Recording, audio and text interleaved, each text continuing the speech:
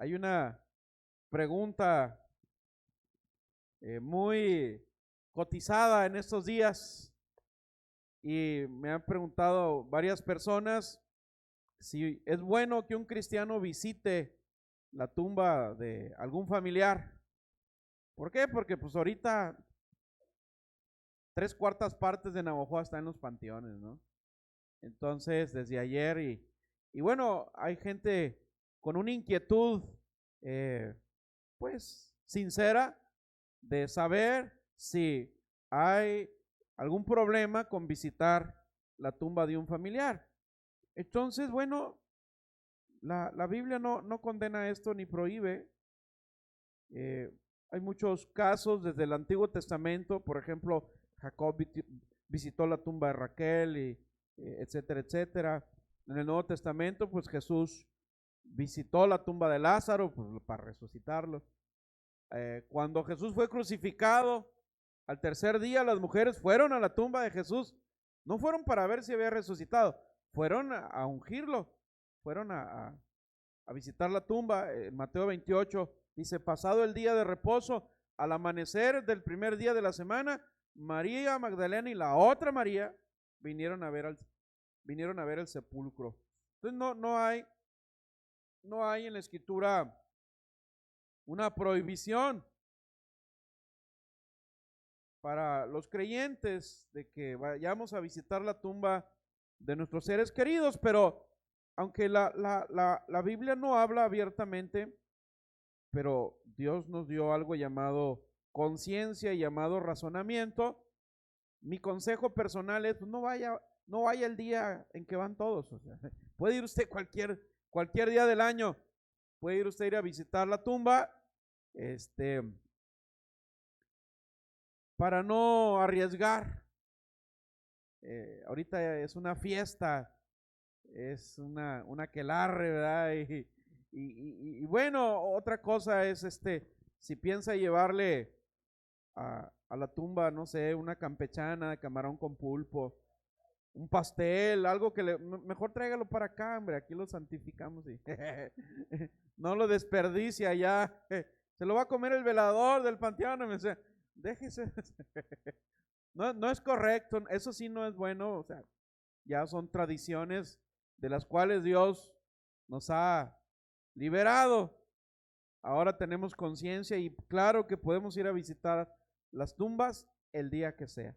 No necesariamente el día de ayer o el día de hoy, porque pues incluso a nivel mundial estos días son espiritualmente usados para contaminar a la iglesia y para contaminar el alma de las personas. Hay muchos rituales de brujería, de satanismo, desde el 31, día primero, día 2 y hasta por allá el día 5, 6 de noviembre se termina todo este sistema de rituales. Entonces, bueno, no nos afectan, pero tampoco vamos a ir a participar de algo que ya no tiene sentido.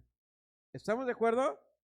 Entonces, la razón por la que sería o una razón bíblica de ir a visitar una tumba, pues es para rendir honor a un ser querido, para recordar a la persona que amamos. Para alguien puede ser importante esa visita para superar el proceso del duelo, porque pues hay un proceso de despedida cuando una persona fallece. Entonces hay personas que lo superan pronto, hay personas que tardan más tiempo. Entonces para algunos es necesario, hay que hacerlo. Pero algo importante que debemos de tener en cuenta es que no lo hacemos, no visitamos la tumba de una persona en el sentido de traerla otra vez a la tierra, ¿verdad? Y a platicar con ellos. No. No es mi nana la que me cuida desde el cielo, es Dios, es Jesucristo. Amén. No es mi tata, no, es Jesucristo. Él es el que me cuida, Él es el que me habla, Él es el que me escucha.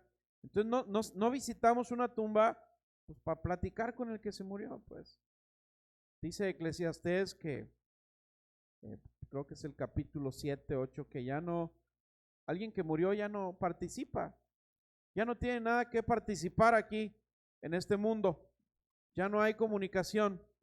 Dice, sus memorias, sus recuerdos, su amor, que ya no hay nada que hacer. Entonces, si yo me pongo a platicar con mi tata que murió hace 15 años, y imagínate que te hable el tata, ¿verdad? Herbey, te va a decir. No, hombre, va a ser carrera la que va a pegar el Herbey. Entonces no es el tata ni la nana, o sea, hay espíritus engañadores que juegan con la fe de la persona que está en ignorancia y entonces nos hacen creer, pues, que estamos hablando con X persona que ya partió. Entonces, cuando las personas fallecen, están en las manos de Dios, ya no tenemos acceso a ellos. ¿Hasta cuándo? Hasta el día que nosotros los alcancemos. Y dependiendo a dónde estén, ahí los vamos a ver. Dependiendo a dónde estén y dependiendo a dónde vamos a ir, ahí los vamos a volver a ver. Bueno, los que han muerto en Cristo y los que morimos en Cristo, hay una promesa que vamos a volver a ver a los que ya partieron.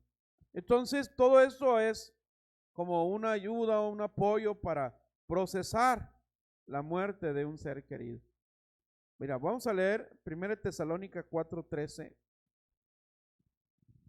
Primera de Tesalonicenses 4:13 y 14. Dice, pero no queremos, hermanos, que ignoren acerca de los que duermen, para que no se entristezcan, como lo hacen los demás que no tienen esperanza. Porque si creemos que Jesús murió y resucitó, ¿qué dice?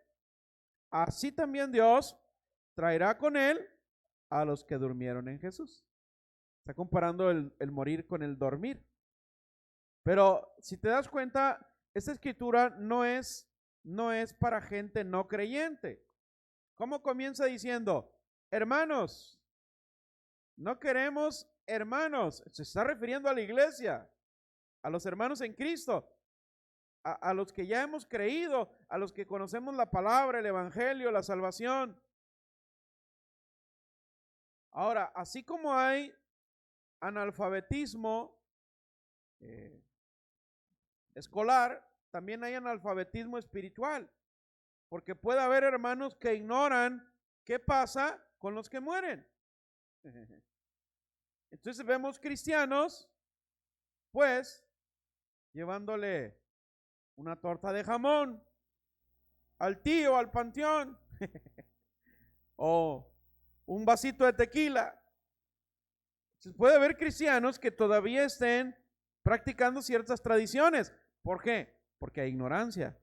Por eso Pablo dice, hey, no queremos que ignoren acerca de los que duermen. No se entristezcan. ¿Sí? Nosotros tenemos esperanza. Dice ahí que si creemos que Jesús murió y resucitó, bueno, Dios también en su momento va a traer a los que durmieron en él. Así que nosotros nos despedimos y nos entristecemos, pero no lo hacemos de la misma forma. O sea, Pablo no está diciendo que no sientas nada, ¿va? Y que tienes que estar así piedra. No. Yo recuerdo cuando papá partió, lloré, ríos de agua viva. Lloré. Primero oré, porque me tocó, estaba recién, papá, su cuerpo todavía estaba tibio cuando llegué. O sea, cuando llegué estaban los socorristas ahí, tratando de reanimarlos, dándole, ¿cómo se llama? RPC, primeros auxilios. ¿Cómo? RCP.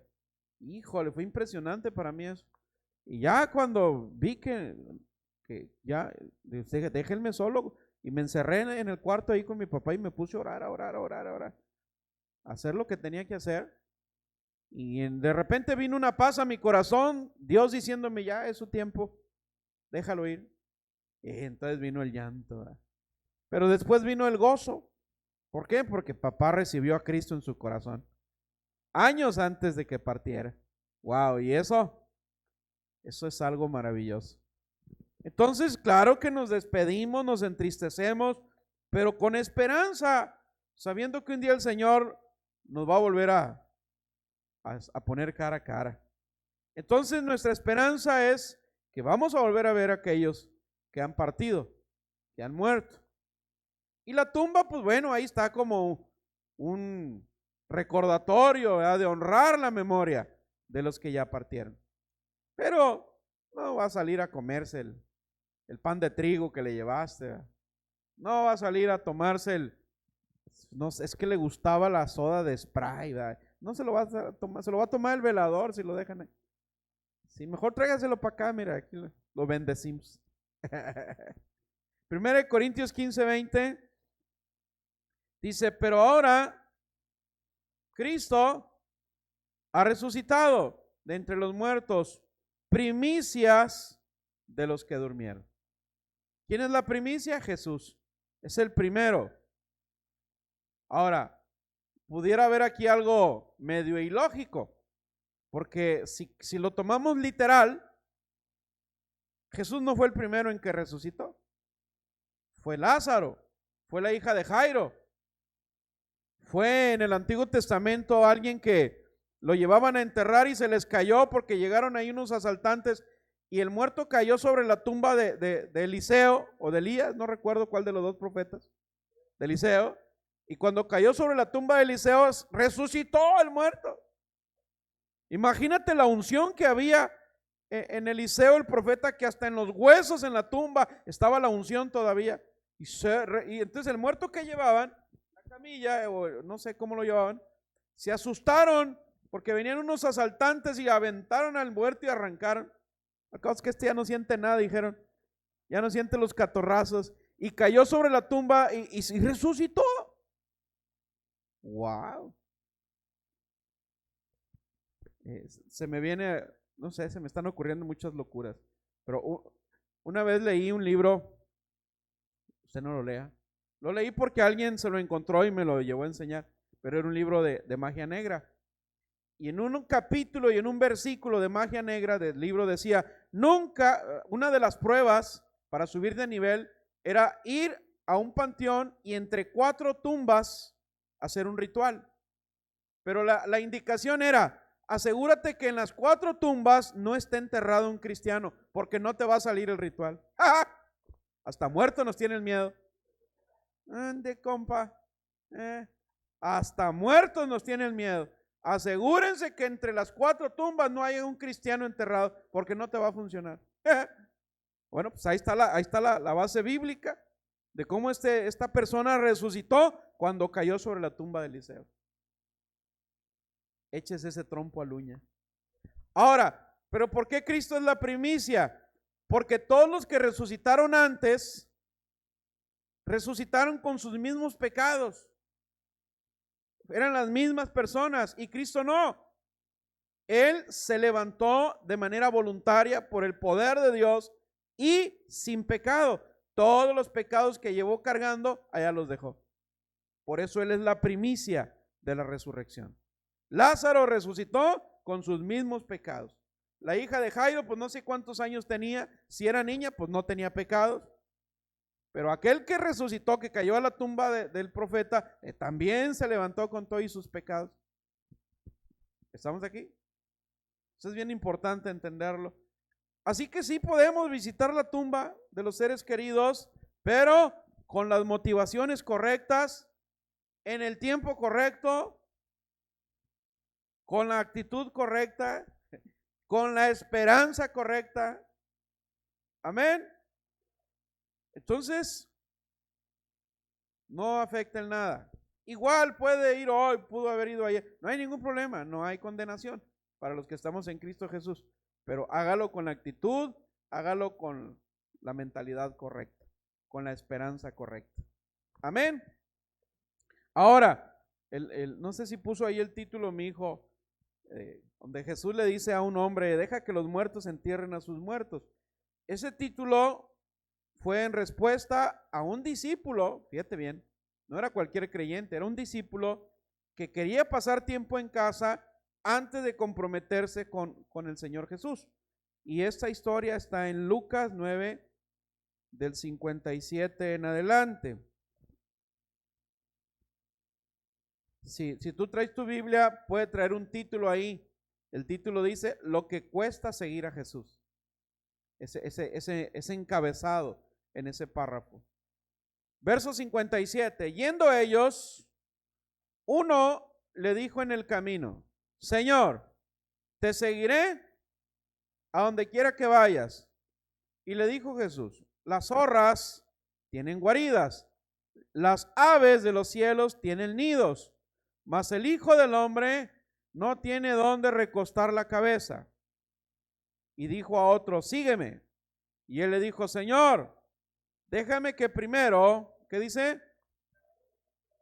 Vaya y entierre a mi padre. Y Jesús le dijo: deja que los muertos entierren a sus muertos, y tú ve y anuncia el reino de Dios. Entonces también dijo otro: te seguiré, Señor, pero déjame que me despida primero de los que están en mi casa. Y Jesús le dijo: ninguno que poniendo su mano en el arado mira hacia atrás es apto para el reino de los cielos. Tan, tan, tan, tan. Esto es muy importante. Cuesta mucho seguir a Jesús. El primero le dijo: mira, ¿me quieres seguir? Sí. Un zorro tiene donde dormir. Un pájaro tiene donde dormir. Pero yo, don't have the money. No tengo lana, no tengo casa, ni siquiera tengo una almohada donde recostar la cabeza. Ay, tú sabes si me quieres seguir. ¿Por qué lo diría el Señor? No lo sé. Tal vez pudo discernir que la intención de este cuate era seguir a Jesús para obtener ganancias. Él era Jesús. Él conocía el pensamiento de la gente antes de que hablaran. Y le dijo: si tú me quieres seguir y tu intención es obtener ganancias, discúlpame, pero ni almohada tengo. Donde cae la noche, ahí duermo. Y el otro le dijo: ok, déjame nada más ir a enterrar a mi padre. Y ahí fue donde Jesús le dio una respuesta dura, fría, seca, tajante, sin flores, sin caricias, pero con mucha gracia. Amén. Entonces le dijo: no, deja que los muertos entierren a sus muertos, y tú ve y anuncia el reino de Dios. Entonces, este hombre pudo haber querido cumplir tal vez con el deber de un hijo. Los judíos, bueno, tienen la costumbre, o tenían, de que el mayor se tenía que encargar de todos los asuntos después del padre. A lo mejor este hombre era el hijo mayor de su casa, el que tenía que dar las vueltas. Yo recuerdo cuando papá lo estaba velando su cuerpo, mi hermano mayor y yo éramos los de las vueltas. Yo andaba de metiche, pero mi hermano mayor fue el que se encargó de todo el asunto. Entonces, el otro le dijo: déjame ir a despedirme de mi familia. No lo sé, tal vez ellos querían estar cerca de sus padres ancianos esperando una herencia, o permanecer cerca del cuerpo de su padre. Los judíos tenían, no sé si la tengan todavía, pero tenían una tradición que era estar cerca del cuerpo ya fallecido hasta por un año, y era una práctica de aquella época, por estar cerca de los huesos del ser querido. No lo sé, a lo mejor a eso se refería, pero en cualquier caso, la respuesta de Jesús deja bien claro algo. Esta petición de este hombre había implicado poner en primer lugar la tradición o los propios deseos del discípulo, ponerlos por encima del llamado a servir a Jesús. Porque estamos hablando de alguien que quería servir a Jesús, tenía un llamado para servir a Jesús. ¿Alguien aquí tiene un llamado para servir a Jesús? Toda la iglesia tiene un llamado a servir a Jesús. Toda la iglesia. Todo. ¿Dónde? Ponte a orar, que Dios te revele dónde. Sí, pero toda la iglesia tiene un llamado a servir a Jesús. Y lo que aquí Jesús está contestando era que el servicio, el seguir a Jesús, el servir a Dios, era prioridad. Amén. Ahora, antes de seguir con este asunto, ¿quiénes son los muertos que enterrarían a sus muertos? ¿A quién se refería? A la demás gente. Sí, pero ¿por qué? Porque no conocían, o si conocían, no tenían a Cristo en su corazón. Aquí la palabra muerto en este pasaje se usa en dos sentidos. No es una paradoja el decir que los muertos entierren a sus muertos. No, no, no. Se usa de una manera más efectiva. Por ejemplo, los judíos usaban la palabra muerto constantemente para expresar indiferencia, para mostrarse indiferentes hacia algo o para expresar que algo no tenía importancia o no tenía influencia sobre ellos. Y usaban la palabra muerto. Por ejemplo, no recuerdo una escritura donde dice que un cristiano que no ora lo compara con un perro muerto. Fíjate nomás. Dice, perros mudos están como muertos, no hablan, no oran, no declaran. Y es una comparación muy peyorativa, pero así lo toca. Entonces los judíos usaban la palabra muerto para expresar indiferencia o que algo ya no tenía ni importancia ni influencia sobre ellos. Una de ellos está en Romanos 7:4. Dice, así también vosotros, hermanos míos, ¿qué dice? Habéis muerto a la ley mediante el cuerpo de Cristo, para que seas de otro, del que resucitó de los muertos, a fin de que llevemos fruto para Dios. ¿Qué dice? Hermanos míos, habéis muerto a la ley. Eso es estar muerto a la ley. Hay otro, ahí mismo en Romanos 6:11, dice, así también vosotros considérense, ¿qué dice?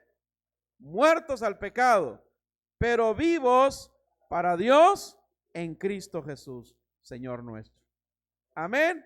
Muertos para la ley y muertos para el pecado. Esto significa que la ley y el pecado ya no tienen influencia ni control sobre nosotros. Somos libres de ellos y debemos vivir y actuar como si no lo fueran. Ya no hay influencia, ya no debe de influirnos, ya no debe gobernarnos, ya no debe de esclavizarnos ni la ley ni el pecado. Amén. Somos muertos para la ley en Cristo, somos muertos al pecado. Ya no debe tener importancia, ya no debe tener influencia sobre tu vida. La ley era nuestro tutor, era nuestro ayo para prepararnos para la venida de Jesús, la venida del Padre. La ley se encargó de cuidarnos, de guiarnos, de enseñarnos, de mostrarnos nuestras limitaciones. ¿Cuál era el trabajo de la ley? Acusar el pecado. Hey, estás pecando, estás pecando, estás pecando, y el que la hace la paga. El trabajo de la ley era acusar el pecado en las personas. Y el diablo tenía derecho legal de estarnos acusando delante de Dios día y noche. Cada vez que la gente pecaba, el diablo, el acusador, dice día y noche, iba y acusaba a los hijos de Dios. Pero una vez que vino Cristo, dice, nos redimió de la maldición de la ley. Él cumplió la ley por mí. En ese momento me liberó del pecado y de la condenación que el diablo traía a la mente de las personas. Por eso dice, ninguna condenación hay para los que están en Cristo Jesús. ¿Por qué? Porque ya la ley ni el pecado nos pueden esclavizar. Estamos muertos para la ley, estamos muertos para el pecado.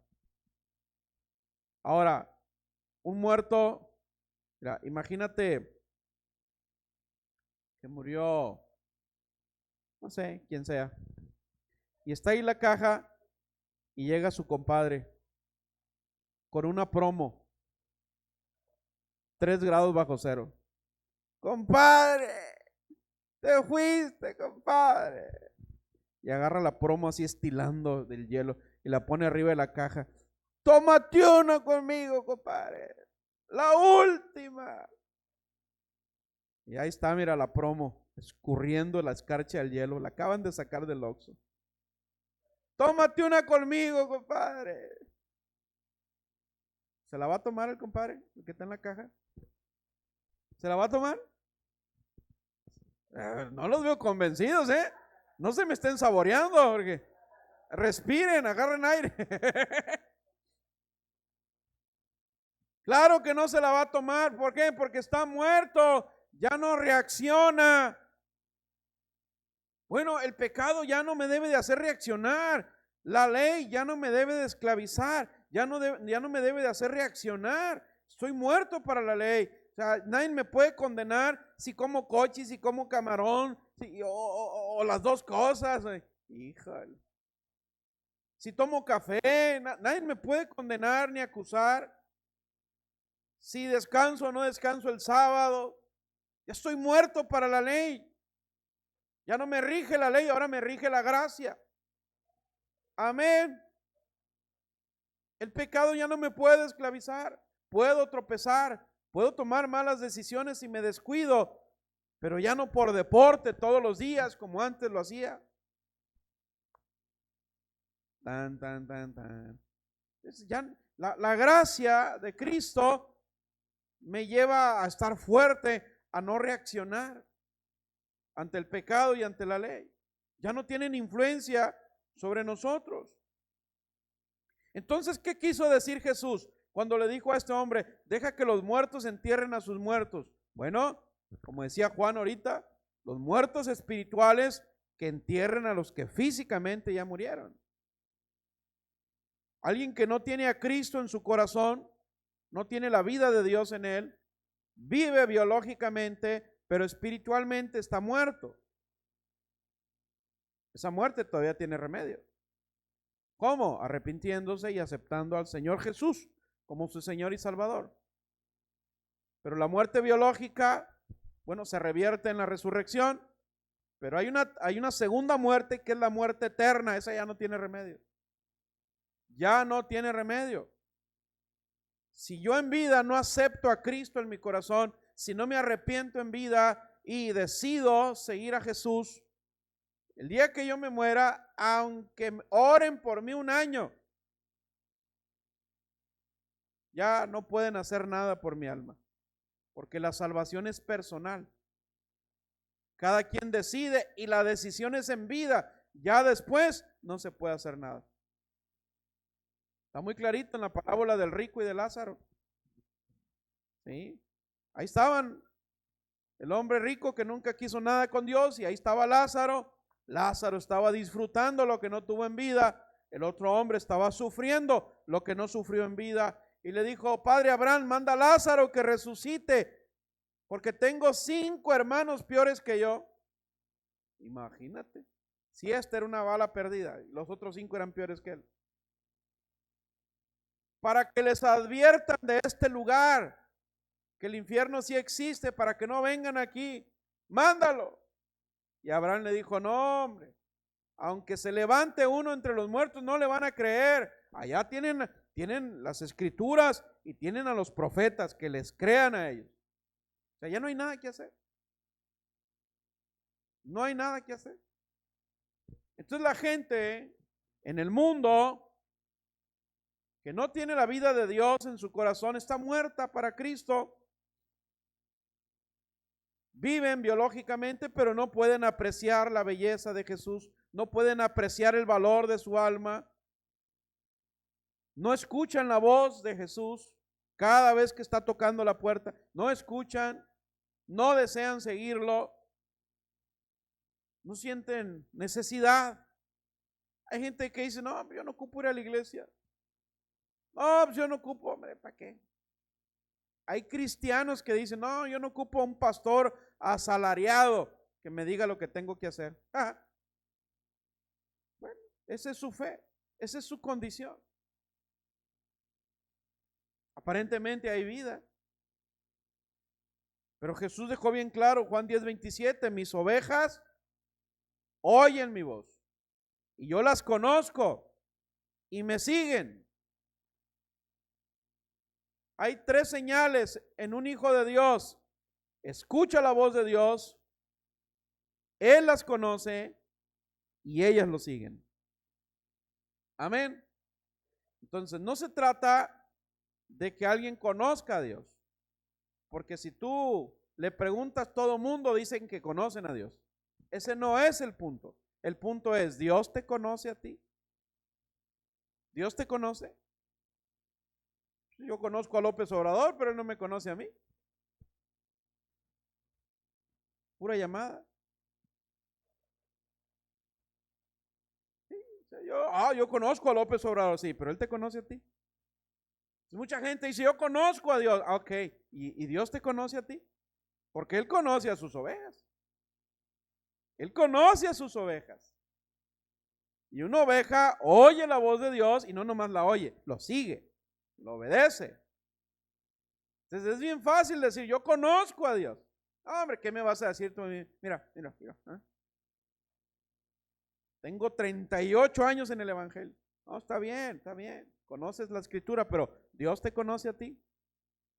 Escuchas su voz, lo obedeces, lo sigues, practicas sus mandamientos. Entonces la gente en el mundo son aquellas a quienes el Salvador aquí, o la Escritura, los describe como los muertos espiritualmente, que deben de enterrar a sus muertos biológicos. Entonces, una persona muerta espiritualmente es alguien que no está interesada en Jesús, no está interesada en su obra. Están muertos por causa del pecado. ¿Sí? Así estábamos nosotros antes, muertos por causa del pecado. Mira, Efesios 2:1 dice, y Él les dio vida a ustedes. ¿Cuándo? Cuando estábamos muertos. Caray, que yo me acuerde, yo no he estado muerto. Sí, espiritualmente estábamos muertos en nuestros delitos y pecados. Espiritualmente estábamos finados. ¿Sí? Entonces que ellos, dice Jesús, por eso le dice, que ellos cuiden de los muertos. Tú ahora debes de seguirme. Entonces, las Escrituras es muy clara, Jesús es muy claro en cuanto a, por ejemplo, Efesios 6, honra a tu padre y a tu madre, para que etcétera, que te vaya bien en la vida, que vivas muchos años. Sí, pero debemos de entender que Jesús, el primer mandamiento es amar a Dios sobre todas las cosas. Que Jesús, su llamado es lo primero en nuestras vidas. Amén. Y esto habría sido especialmente así en este caso, es decir, con una relación directa y un mandato de Dios. Entonces, Jesús, por eso era muy tajante en su respuesta, que los muertos entierren a sus muertos. Número 2, esto significa que el llamado de Dios es prioridad. Amén. El asunto al que estaba llamado este hombre, que quería enterrar a su padre, él le estaba dando más importancia que al llamado de Cristo. Entonces, seguir a Cristo exige un sacrificio muy extraordinario, porque tenemos que aprender a depender totalmente de Él y que nada debe de tomar el lugar que Él debe tener en nuestra vida.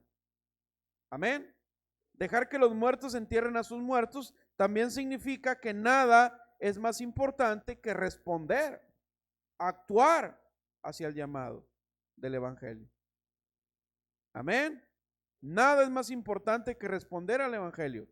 Y esto requiere no solo recibirlo, sino también compartir el Evangelio. Romanos 10:14, estoy terminando, dice: ¿cómo pues invocarán a aquel en el cual no han creído? ¿Y cómo creerán en aquel de quien no han oído? ¿Y cómo oirán si no hay quien les predique? Lo más terrible de que alguien muera es que muera sin Cristo. Eso es lo más terrible. Todos vamos a morir. Es parte de la vida y es parte de la deuda del pecado, porque la paga del pecado es muerte. Ya no morimos eternamente por causa de Cristo, pero el cuerpo carnal, que es donde está anidado el pecado, entonces, hasta que el cuerpo carnal muere, el pecado muere. Mientras hay que pelear con él. Pero hay mucha gente que muere sin conocer la salvación. ¿Por qué? Porque no han creído. Y no han creído porque no han oído del que salva. Y no han oído del que salva porque no hay quien se los diga. Pase la alabanza, por favor. Entonces estamos a veces los cristianos tan bendecidos, tan gozosos, que se nos olvida que hay mucha gente muriendo sin conocer la salvación del Señor, sin recibir a Cristo en su corazón, y eso es lo más terrible que le pueda pasar a una persona. La peor condición humana es morir sin conocer la salvación, porque va directo a la muerte eterna.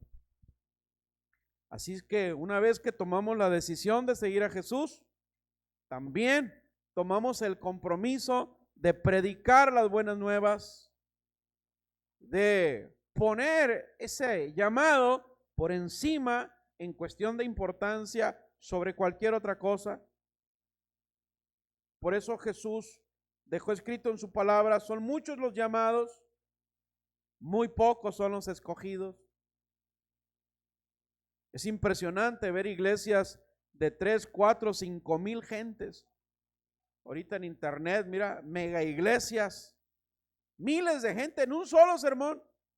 Yo digo, ¿cómo le hará este pastor? Yo no me la ando acabando con 50. Ahora este que tiene miles. Pero de repente me viene una pregunta: ¿cuántos de esos miles llamados son realmente escogidos? ¿Cuántos de esos miles que están ahí congregados realmente son seguidores de Jesús y no solamente profesantes? Jesús no dijo: id y haced creyentes a las naciones. No, Él dijo: vayan y hagan discípulos. ¿Y qué es un discípulo? Es un seguidor, no solamente un creyente profesante, es un seguidor. Amén. Y entonces aquellos que están o que estén espiritualmente vivos, somos los instrumentos en las manos del Señor para llamar a otros a una vida nueva en Cristo. Pase la alabanza, por favor. Amén. Entonces, por eso Jesús le dijo: sígueme, sígueme, ya, deja eso, deja que los muertos entierren a sus muertos. Es decir, no aplaces tu llamado, no lo aplaces. Es una petición que Jesús le estaba haciendo a un seguidor y él estaba aplazándola para ir a enterrar a su padre, el otro para ir a despedirse de la familia. Pero en el fondo eran solo excusas, pretextos para aplazar el llamado. No estoy listo, ahorita no, más adelante, ya que me porte bien, ya que yo sea buena, sea bueno. No, es en el momento en que el Señor te llama. No hay ningún pretexto para aplazar lo que Él me está pidiendo. ¿O acaso Él no sabe mis limitaciones? Claro que Él las sabe. Un día le dijo Dios a Moisés: ve y dile al faraón. Y dijo Moisés: pues si estoy tartamudo, Señor, me manda otro. Y le dijo: ¿quién te dio boca? Tú, Señor. ¿Quién te dio lengua? Tú, Señor. Vaya y haga lo que le estoy diciendo. Va a ir tu hermano Aarón contigo para que te traduzca el trabalenguas, pero tú vas a ir adelante. No, Señor, es que ahorita no, hombre, ya más adelante. Este hombre estos hombres estaban excusando, estaban aplazando el llamado y la gente se estaba muriendo sin conocer de Cristo porque no hay quien les hable. Hay muchos arreglos funerarios cuando alguien fallece. Sin embargo, en realidad, era una excusa. Era una excusa de su llamamiento espiritual. Otro le dijo, déjame ir a despedirme de la familia, déjame estar otro tiempo con mi padre. Entonces, creo que estos discípulos estaban tratando de evitar su vocación espiritual, algo que ya estaba establecido en sus vidas. ¿Cuál es el llamado del Señor, iglesia? Que nos centremos, que nos enfoquemos en el llamamiento. Amén. Enfócate, enfócate. Dios sabe que eres imperfecto, imperfecta. Dios sabe que somos débiles. Dios sabe que cuántas veces nos vamos a equivocar todavía, porque Él lo sabe todo. Pero si Jesús dice, sígueme, pero si Jesús te dice, haz esto, haz lo otro, hágalo. Hágalo. No descuides el llamado espiritual que Él te ha hecho. Mucha gente no tiene vida espiritual, viven en vidas rutinarias, no saben que hay una muerte eterna. Pero ¿sabes por qué? Porque no hay quien se los diga. No hay quien se los diga. Tienes que aprender a tomar el llamado del Señor. En ese momento, conozco gente que el Señor los ha llamado específicamente y han aplazado ese llamado. Y ya han pasado muchos años y el Señor no ha vuelto a llamar. No arriesgues tu llamado. No lo arriesgues. Porque a lo mejor cuando quieras seguir a Jesús, Él va a decir, sorry.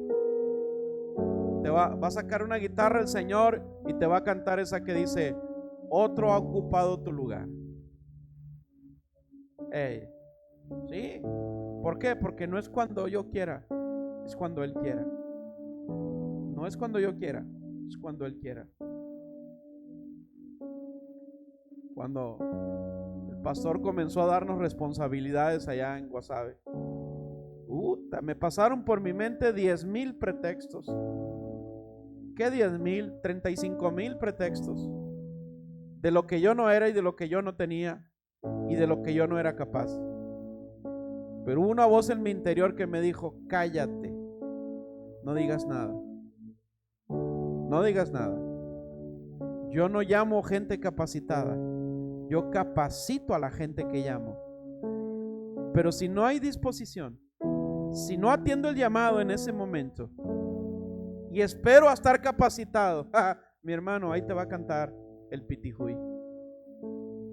Vas a ver descender al Señor en una nube y vas a decir, ¿desde cuándo el Señor me llamó? Jesús no le prohibiría al hombre que se ocupara del funeral de su padre. Él mismo fue a visitar a Lázaro, poniendo en riesgo su vida porque los judíos ya querían matar a Jesús. Cuando Él regresó a ver a la tumba de Lázaro, ya los judíos tenían amenazas contra Jesús y aún así fue, arriesgando su vida. Entonces Dios desea, sí, que no descuides tu casa, que no descuides tus responsabilidades familiares, sí, pero que nunca pongas algo como más importante que el llamado que Él te está haciendo. No hay un solo pretexto válido para decir, Señor, no estoy listo, para decir, Señor, más adelante, para decir, Señor, pobrecito yo, para decirle, Señor, no tengo lo que me pides. No lo hay. No lo hay. Porque mira, estos discípulos tenían buenos argumentos. Uno quería enterrar a su padre, otro quería estar más tiempo con su familia. Pero también hubo discípulos como Mateo, Marcos, Lucas, Juan, que en el primer momento que Jesús le dijo, dejen las redes, ahora van a pescar hombres. Sí, Señor. atrás de él. Ellos no dijeron: ¿y ahora cómo vamos a mantener a la familia? Ya no vamos a pescar, ya no vamos a ir a la presa del Mocúzari por predicar el evangelio. Todo eso les pasó por su cabeza. Pedro no le dijo: Señor, no, pues llama a otro, pues yo ni a la escuela fui, no sé ni leer ni escribir. No, a partir de ahora te llamarás Pedro, le dijo a Simón. Sígueme. Sí, Señor. Mateo, sígueme. Dejó Mateo ahí los morrales de monedas, era cobrador de impuestos. Ahí dejó la mesa con los, vámonos a seguir a Jesús. Lucas, ya deja ahí la jeringa, el estetoscopio. Lucas era médico. Vámonos, sígueme. En el primer momento, en el primer llamado, ellos no dijo: no, espérate, déjame abonarle a Coppel, y ya que pague te sigo. Déjame terminar de pagarle a Electra, y en cuanto le pague te sigo. Hola. Las bodas del Cordero se acercan. Un hombre hizo una gran fiesta, un rey, invitó a mucha gente, y el día de la fiesta le mandaron decir: oye, y los invitados no vinieron. Uno porque se acababa de casar, otro porque compró una casa y fue a verla, otro porque fue al campo, compró tierra, otro, todos pusieron pretextos. Así les dijo: bueno, ahora vayan a la plaza y a los caminos, y a todos los que se encuentren, métalos al palacio, métalos a la fiesta. A los primeros que no acudieron al llamado, ahí se verán. Pero ahora ve y agárrame a todos los que no invité y mételos a la fiesta. Ahí entramos nosotros, los que decimos: sí, Señor, a la primera, hágase tu voluntad, hágase conmigo como tú quieras, Señor. Amén. Póngase de pie, por favor. Usted deje allá afuera que los muertos entierren a sus muertos. Usted predique el evangelio. Usted resucite almas que están muertas, caminando allá por la calle. Ahí andan como zombies, no saben que hay una muerte eterna. Usted predíqueles el evangelio de vida. Usted resucítelos, engéndrelos en el evangelio. Amén. Ya no se quede callado. Ya no se quede callado. Hay mucha gente muriendo sin conocer a Cristo. Gloria al Señor por nuestros seres queridos que recibieron la salvación antes de irse. Y Dios te usó a ti, Dios te usó a ti para traer vida a su corazón. Amén. Y te va a seguir usando. Dios no te pide que te olvides de tus seres queridos que ya murieron. No, hónralos, honra su memoria, visita de vez en cuando su tumba, pero hazlo con una fe consciente, no cayendo en tradiciones, no cayendo en equivocaciones, no cayendo en rituales peligrosos. Hoy en día está muy de moda una rama del satanismo que es el espiritismo. Invocar espíritus. Y estás enfermo, vamos a invocar al espíritu del doctor fulano que vivió por allá en el 1500. Árale pues. ¿Y a quién quieres traer? No, pues a mi nana. Ok, ahorita vamos a bajar a tu nana. Aguas. Espíritus engañadores, dice Apocalipsis, que aún pueden hacer milagros y señales para engañar la fe de la gente. Mejor invoque al Espíritu Santo. Mejor invoque al nombre de Jesús. Amén. Levanta sus manos y empiece a adorar al Dios de vida, a la fuente de la vida, al que resucita a los muertos, al que levanta a los dormidos y los despierta. Adórale al Señor.